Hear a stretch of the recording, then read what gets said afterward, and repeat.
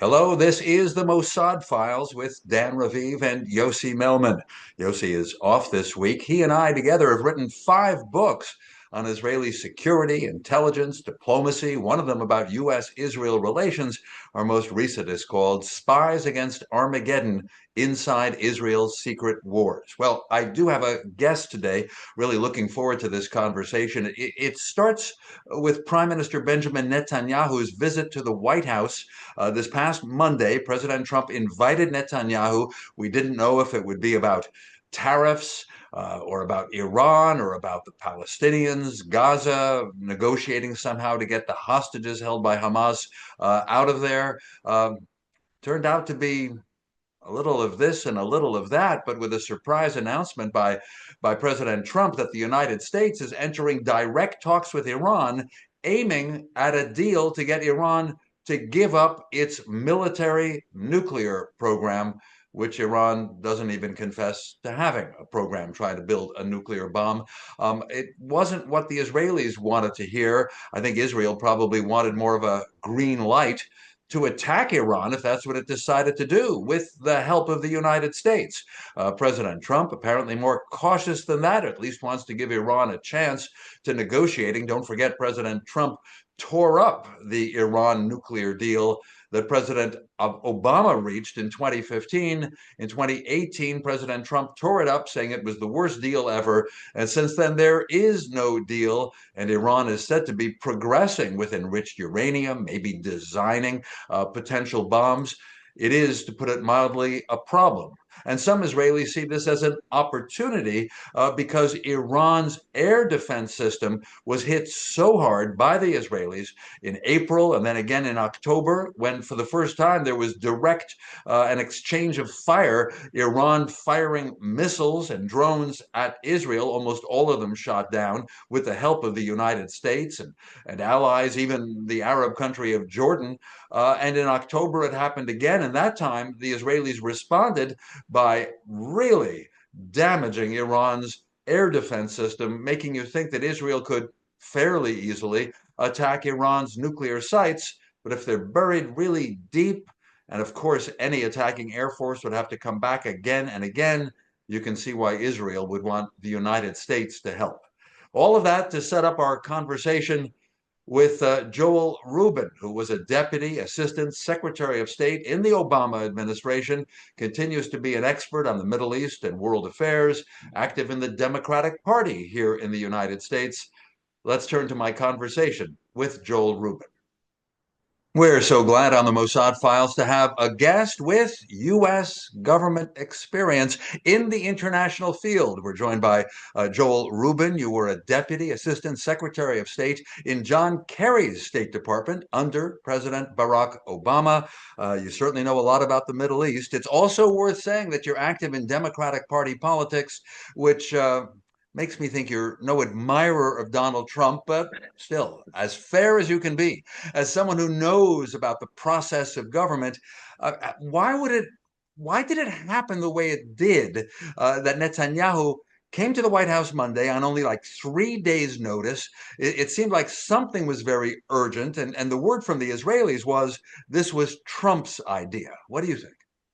Yeah, look, Dan, it's great to be with you, and I appreciate you sharing me with your audience. And as somebody who loves Israel deeply, has a lot of family there, and has been active in Jewish life, it's always an honor to speak about these issues, and in particular with how the U.S. government deals with them. And, my read on the Netanyahu visit was like most at first, Liberation Day, Tariff Day by President Trump last week, and he slaps a 17% tariff on Israel, which is a crisis for the Israeli economy.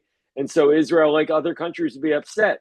But why the prime minister would come directly from Hungary from an important overseas trip, it sort of implied something else was going on that we weren't quite sure about. And yesterday at the Oval Office, when they had the fireside press conference, it became clear that it was about Iran and that it was about President Trump's decision to speak directly to Iran about its nuclear program, and that I don't know if he invited the prime minister or if the prime minister self-invited when he found out that this was going on. But either way, that's the big takeaway, because clearly there was no resolution to the tariff issue from these meetings. And we're going to see meetings on Saturday in Oman between the Americans and the Iranians. Yeah, that is something, needless to say, because Yes. President Trump, during his first term, tore up the agreement, right, reached by your administration, by Barack Obama. Yeah, Secretary John Kerry seemed quite friendly with the Iranians, and of course, that's other right. countries were involved: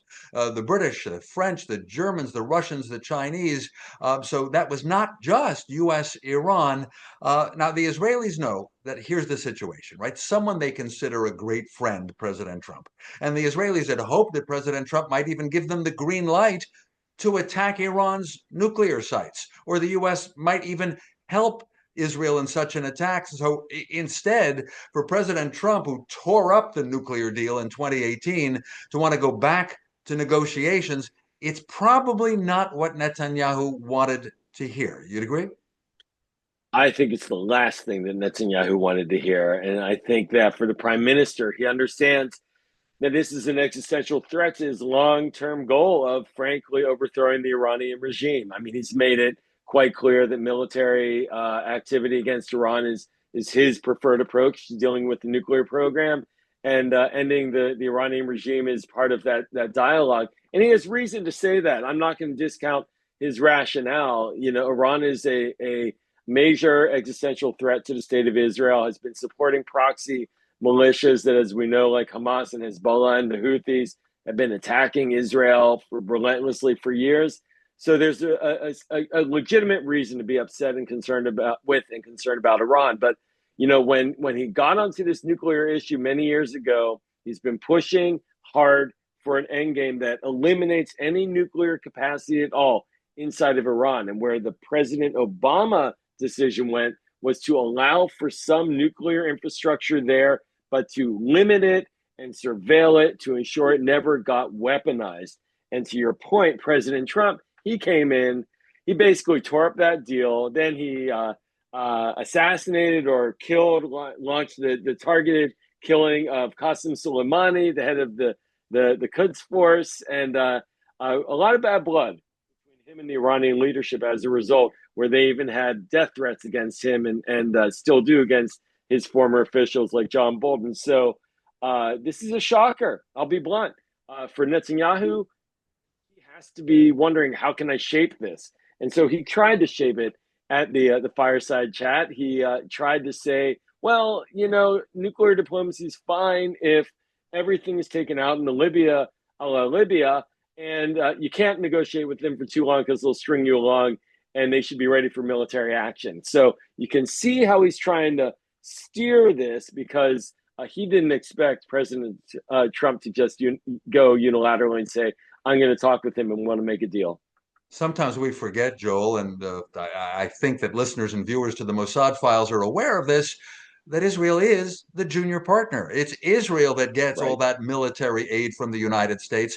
And it was noteworthy in the Oval Office, President Trump made a point of saying, we He really give did, didn't Israel he? $4 billion a year. Like, don't argue back at me. Presidents rarely say that so bluntly. Dan, I got to tell you this. Look, I'll put on my Democratic hat in this one. If a Democratic president had done in the Oval yesterday what President Trump did, we would be seeing fire and fury from Republicans about the betrayal of the state of Israel by the Democratic president. If President Obama or President Biden had said, you know what, we give you $4 billion a year, you owe us. Oh, and by the way, I'm going to talk to Iran next week. And I'm not even cutting your tariff rate, at least right now. Let's see how Oh things yeah, go. and those tariffs, yeah, you went down to zero. Thanks. Now, See about you the later. nuclear topic, you're right that in the Oval Office, Netanyahu, he's the one who actually brought it up first, the Iran nuclear issue, and said that it should be like Libya, which gave up its nuclear program, and proved it, you know, to Western countries that were concerned. And then just after that, it's President Trump who said, we are negotiating directly with Iran. By the way, his use of the present tense made a lot of reporters think, what, they're secret talks already? So again, a process question. If at some high level, apparently it's going to be Trump's favorite negotiator, his businessman, billionaire buddy colleague from New York, Steve Witkoff, who's no expert on Not nuclear in the arms least or bit. No. Iran. Of course, Witkoff's worked on Ukraine, on Gaza hostages, not an expert, but trusted by the president. But the way the process goes, someone at a lower level, at the very least, set up the talks and suggested between Tehran and Washington, who might give Well, maybe. something. Maybe it might have been Elon Musk, for all we know. Remember, Elon Musk met with the Iranian ambassador to the United Nations back in December. We don't really know how this has come about. This is the Oman channel, the same channel that was used in 2012, 2013 by then CIA, the job shift, right? By Jake Sullivan and Bill Burns, who were at the State Department and the National Security on the national security staff for President Obama. They did the Oman channel and laid the groundwork for the actual multilateral negotiations with Iran. What's intriguing about this is there are no Europeans in the room. Frankly, I think that the Trump team would prefer not to have the Europeans in the room and may want to align more with Russia and China on these negotiations. So the spoiler hats flip between Obama and Trump. But when it comes to these actual negotiations, look, the debate now is getting really interesting. Is there a Libya model, a complete extraction of the Iranian nuclear enterprise without firing a shot? Well, that's what I wanted to ask you. Just listen to these words. When Netanyahu got back to Israel on Tuesday, right, he said in his public statement, first of all, Trump and I agreed Iran will not have nuclear weapons. Okay, this can be done by agreement, said Netanyahu, but only if this agreement is Libyan style. They go in, blow up the installations, dismantle all of the equipment under American supervision and carried out by America. Yeah. Otherwise, we have the military option. Now, you know something about Iran, Iran's pride. Yes, the fact Iran's economy is weak lately, but what you've called bad blood between, of course, Iran and President Trump, they're not going to do Trump any favors, but I don't even think the Iranians would humiliate themselves by doing all that in public. I think the prime minister is an incredibly adept maneuverer of diplomacy.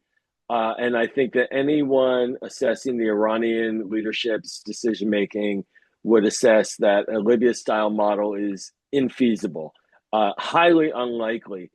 And some would argue, and I might be in this camp, it depends on what the deal looks like, not necessary. Here's the problem.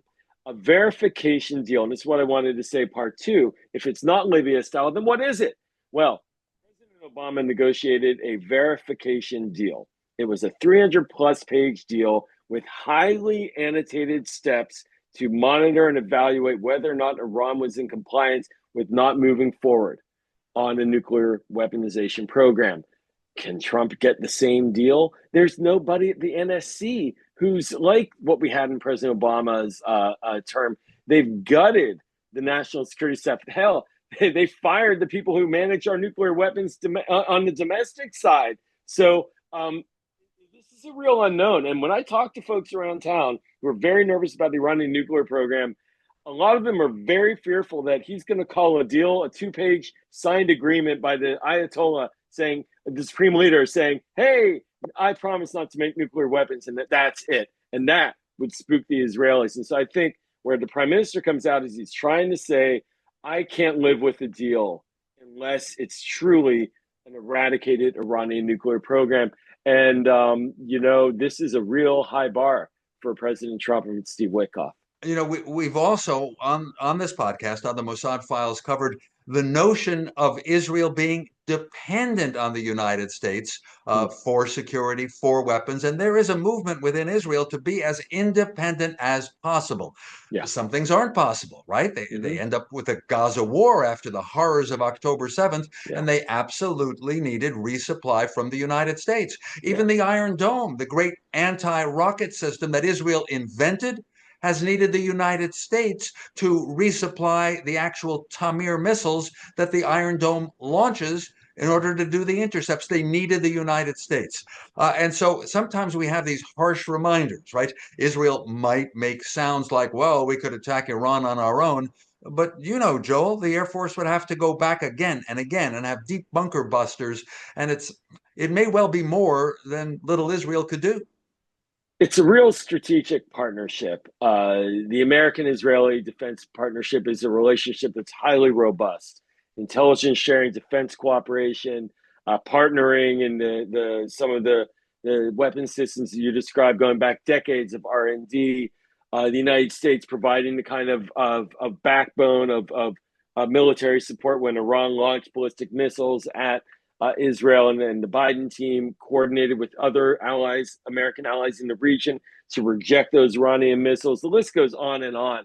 Just a couple of weeks ago, we bombed the Houthis at the cost of $1 billion to the American taxpayer, which largely went to protect Israel and international shipping lanes. That was the goal. Israel doesn't operate independently, and that's not a bad thing. But what it does do in this dynamic is, of course, if there's an American president that believes there's ultimately a deal, and this is the pressure, I want to mention this, within President Trump's coalition, do not ignore the dynamics inside the Republican Party right now, where voices like Tucker Carlson, for instance, said anyone advocating for war with Iran is an enemy of the United States. That's what he put on Twitter. So the pressures are real on President Trump inside the Republican Party to basically cut a deal and get out and don't do a war. And that may not fit Israel's strategic goal or long-term vision of security, but that may be very well where the United States is going. And the prime minister, he's fought this battle before with President Obama and President Biden to try to narrow that gap. I don't think he expected it with President Trump, but now he has to as well. He didn't expect it, right? You worked in the Obama administration where, well, how far are you willing to go here? I'm sure you were in meetings in which some disdain for Prime Minister Netanyahu was uttered by U.S. officials. That's Yes? nicely put. Sorry. Yeah. I cut you off. Go ahead. I'm wondering, what was it like? Because I'm trying to track whether, if Netanyahu is not careful with the current administration here in Washington, there could be a lot of officials who don't like what he's going for. How Look, how about in your time? No. I'm sorry to. I mean, it's a very meaty, tasty question and topic, right? This one, and on the Democratic side, for years, there's been this, back and forth, and a lot of criticism of the prime minister, even to the states. A week ago, Bernie Sanders led a vote to try to cut military aid to Israel and lambasted the prime minister. That's not typical rhetoric from the Republican side, and it's not there yet. But if President Trump goes down the road of moving on a nuclear deal with Iran that he feels he can get, and the Israeli government and the prime minister say, that's not good enough. Man, look at how the president's talking about Europe, our best allies in the world these days. Look at how he attacks them. Look at how he talks about how he has a great relationship with Erdogan of Turkey, loves Erdogan. These things can flip on a dime. Now, he's very supportive of Israel, and I'm not going to say it any other direction. But I would not take that support for granted if I were the government of Israel. I would, and I think that they're smart. They understand that. And that's why I'll give the prime minister credit. The way he danced in that Oval meeting with a very difficult topic is very, very valuable to watch. It was a masterclass in how to make the best out of a very hard dynamic diplomatically. President Zelensky showed the world what happens if you get in the crosshairs right there with that Oval Office meltdown, I call it. But I think that now the prime minister comes home to Israel with a lot more clarity about what he's dealing with.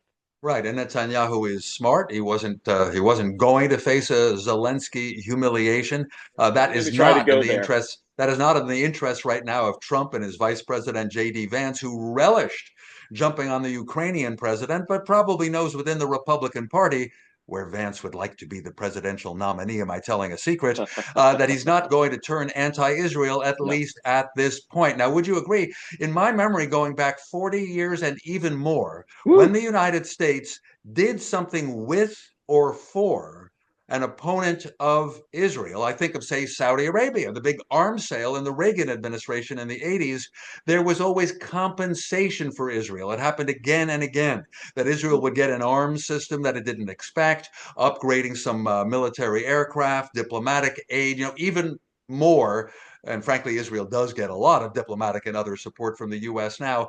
But maybe we should look for that. And that's what Israel often does, try to make applesauce out of, sorry, try to make a lemonade out of lemons. They enjoy their applesauce, but trying to make a lemonade out of lemons, the Israelis say, oh, guess we're not going to win this argument, so we'll get something else, right? And Trump being transactional, that could happen.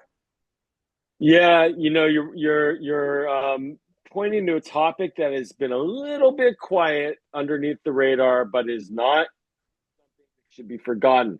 The MOU, the Memorandum of Understanding between the United States and Israel, a 10-year deal, $38 billion signed by President Obama. That's coming up for extension within a year or so. That Right. is something that, if I'm President Trump, thinking the way he thinks, it's a leverage opportunity, right? So the question would be, if he's going to move forward on an Iranian nuclear deal, there, of course, are going to have to be security guarantees provided that make Israel happy. There's the question that he also really wants the normalization with Saudi Arabia to expand the Abraham Accords. There's the MOU, as just described. There's a lot of opportunities to provide sweets and treats, like we have Pesach coming up, or to kind of make it difficult, make life difficult for the Israelis too, and say, if you don't want that MOU, you don't have to have it, and you get no nuclear deal, and then you're 0 for 2, right? So this is real stuff. And I think the question that many people in Washington are asking right now is not what the Democratic Party will do, but what will the Republican Party do? How far are they willing to go? Will the Republican members of Congress attack President Trump for this? Will they issue letters criticizing his diplomacy, setting out conditions, parameters, the Libya model, etc., which tends to be what happens? Or will they pull back, watch and wait? Because this is a technical issue, but I'll put on my diplomatic hat and my legislative affairs hat when I worked with Congress daily. The act of moving a deal forward is inherently the president's decision. But to do that, he would have to repeal sanctions. Likely, he would have to repeal sanctions to get a full agreement with the Iranians. Now, he can repeal them, and Congress, under INARA legislation, Iran Nuclear Review Act, basically, Congress can block that. But that would only require a 2/3 majority plus of a veto-proof majority to do, because if the majority votes to disapprove, he'll likely veto that to keep it going. It's the same dynamic we had with President Obama back in 2015 with Democrats in Congress. So it only needs a small segment, and I think he has that small segment without a doubt. So it's really up to him right now. And the question is will Republicans stand in that way? Kind of interesting. This is at the same time that President Trump is doing something incredibly controversial on a global basis, and that is the tariffs on all foreign countries. And some Republicans are not comfortable with that. So if you watch politics here in Washington, you wonder, will he in any way be restrained and holding back on tariffs? And now we have another issue, to what degree he can push forward for an Iran deal that Israel won't like, because some Republicans, big supporters of Israel, and frankly very feisty and bellicose toward Iran, will be disappointed. Another deal, we tore up the deal. We can't trust Iran, those Republicans will say. And I think you'd agree, Democrats, even if they kind of like an idea, it's Yeah. almost like what President Trump said in his State of the Union address, in a perhaps a somewhat childish and obvious way. I could do anything and you Democrats wouldn't vote for me. Well, it is true. I would hesitate on that one when it comes to Iran. Iran has a special place in the democratic ecosystem because there's a large chunk of progressives that view an Iran nuclear deal as the best way to prevent another major Middle East war. And that's where the sort of horseshoe effect occurs, where you have the progressive base of the Democratic Party and the sort of more far-right isolationist MAGA chunk of the Republican Party seeing eye to eye on that. All right, we're only in our last minute or two, but I think we do have to discuss the hostages at this time Yes. of the Jewish holiday of Passover, which celebrates freedom.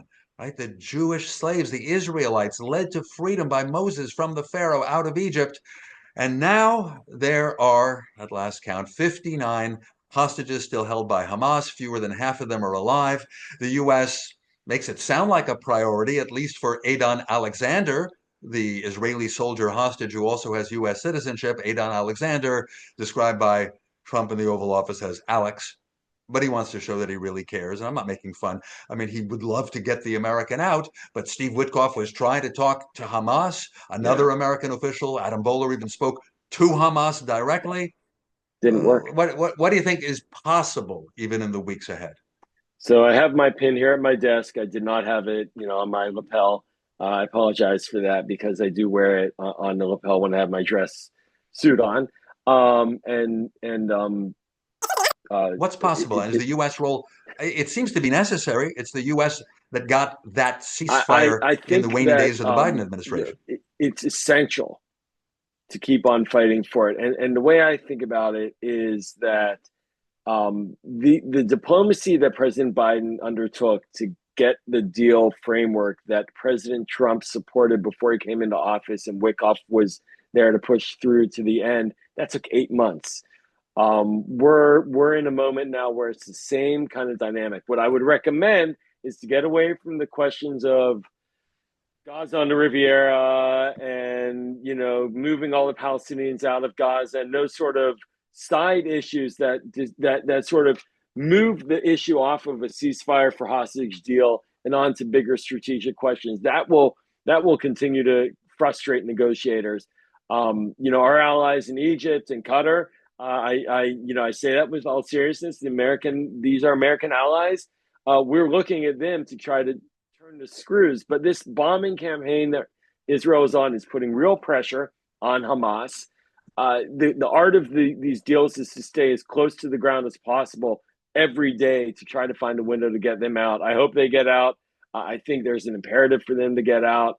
But this is showing us how hard the diplomacy has been and will continue to be on the Gaza file. And so for Wickoff, that's one more issue that he has to deal with that I swear to God, and I kid you not, I talked to the White House and the Biden administration on a frequent basis. They were working to get that ceasefire for hostage deal every day for 8 months before they got the one that Wickoff joined with. So this is a very hard, long slog diplomatically. And Pesach it's a very hard moment to see Jews in captivity in Gaza.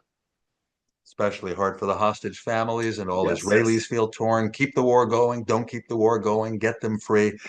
A time to think about it. Before you go, Joel Rubin, our viewers and listeners, if we want to see more of what you're writing and saying these days, where should we look? Thanks, Dan. I have a Substack. It's you can find me on Substack at The Briefing Book, and you can also find me on Twitter at Joel Martin Rubin. I'm also on Blue Sky, Joel M. Rubin, and thanks for Dan for allowing me to share that as well. Okay. Happy holiday time. Thank you so much, Joel Rubin, for being our guest on the Mossad Files. Take care. Just one more thing on this video special from the Mossad Files. Let's turn back to this past Monday, April 7th. CBS News asked me to, predict what the meeting would be about, why Netanyahu was in Washington seeing Trump. And it was really hard to guess. We did mention Iran when Vladimir Duthier questioned me. Take a look. So speaking in Cairo this morning, French President Emmanuel Macron called for the immediate return of a ceasefire in Gaza. But how realistic do you think it is to pause the fighting now? That's not the direction right now. And the Israelis feel they had a green light from President Trump to end the ceasefire. That was on March 18th, just a couple of weeks ago. And the Israelis are pounding Gaza. Yesterday, by the way, Hamas managed to fire 10 rockets at Ashdod, Israel, causing some damage and casualties. And so right now we have the bitterness. We still have 59 hostages inside Gaza, but the Israelis say officially they want to pound Hamas so that Hamas will free the hostages. A lot of people think that won't work. We don't really know what President Trump thinks about that. Again, we believe he gave Israel the green light, but that was a few weeks ago. How does Trump feel about it now? And so the question, of course, now becomes the hostages, Dan. I know that there have been many people in the state of Israel who have protested Netanyahu's policies when it comes to trying to bring these hostages home. What's the mood on the street right now?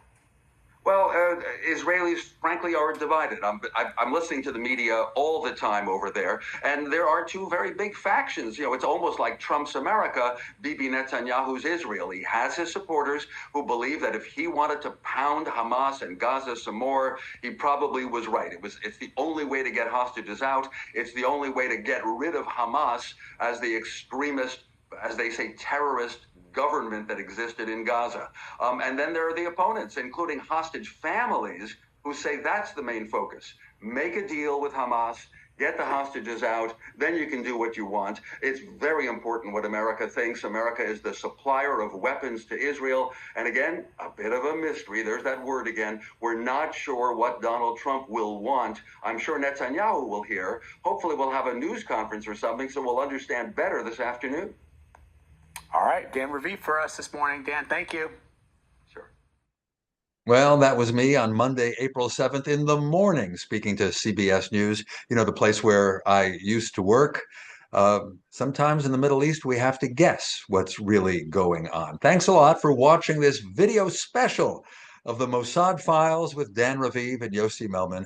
Every week we have an audio podcast on all the audio platforms. Please tell your friends. You can also find me on Twitter at Dan Raviv, also on Blue Sky, Facebook. We'd love to have your comments, and we'd really like you to listen again next week to the Mossad Files. Goodbye.